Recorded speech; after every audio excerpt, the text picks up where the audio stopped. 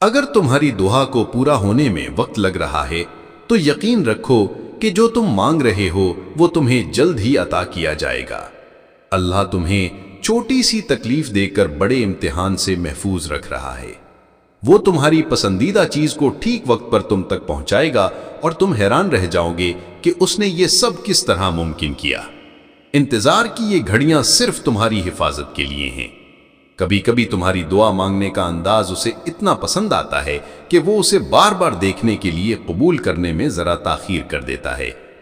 آج اگر صبر کا دن ہے تو کل جزا کا وقت ضرور آئے گا۔ اگر اللہ کی طرف سے تاخیر کا مطلب انکار ہوتا تو کیا وہ یعقوب علیہ السلام کو اتنی لمبی جدائی کے بعد یوسف علیہ السلام سے دوبارہ ملاتا؟ تم سمجھتے ہو کہ تاخیر ناممکنات کی علامت ہے، لیکن حقیقت میں تاخیر اللہ کی طرف سے دی گئی مہلت ہے تاکہ تم اسے اپنی رضامندی سے راضی کر سکو۔ اگر امتحان لمبے ہوتے جا رہے ہیں تو سمجھ لو کہ تمہیں چن لیا گیا ہے۔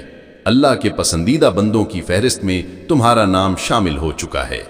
یہ آزمائشیں اور پریشانیاں بلا وجہ تمہارے مقدر کا حصہ نہیں۔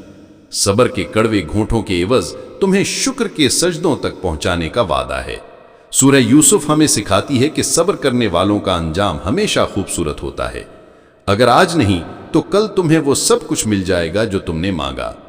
تاخیر کا مطلب یہ ہے کہ تمہارے حق میں خیر کا فیصلہ ہو چکا ہے۔ جلد بازی میں ہم وقت کی رفتار بھول جاتے ہیں، لیکن اگر ہم اللہ پر بھروسہ رکھیں تو اس کا مقرر کردہ وقت ہمیں بہترین انعامات سے نوازتا ہے۔ صبر کا دامن کبھی نہ چھوڑو۔ وقت بدلے گا، حالات تبدیل ہوں گے اور دعائیں ضرور قبول ہوں گی۔ اللہ تمہیں دعا کی قبولیت سے پہلے انتظار کے مرحلے سے گزرتا ہے۔